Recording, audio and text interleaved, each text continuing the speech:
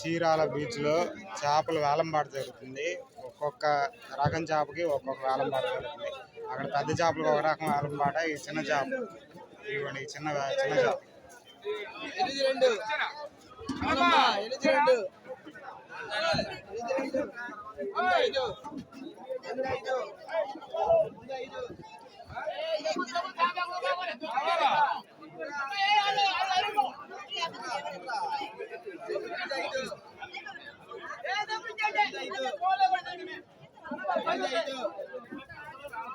రాజు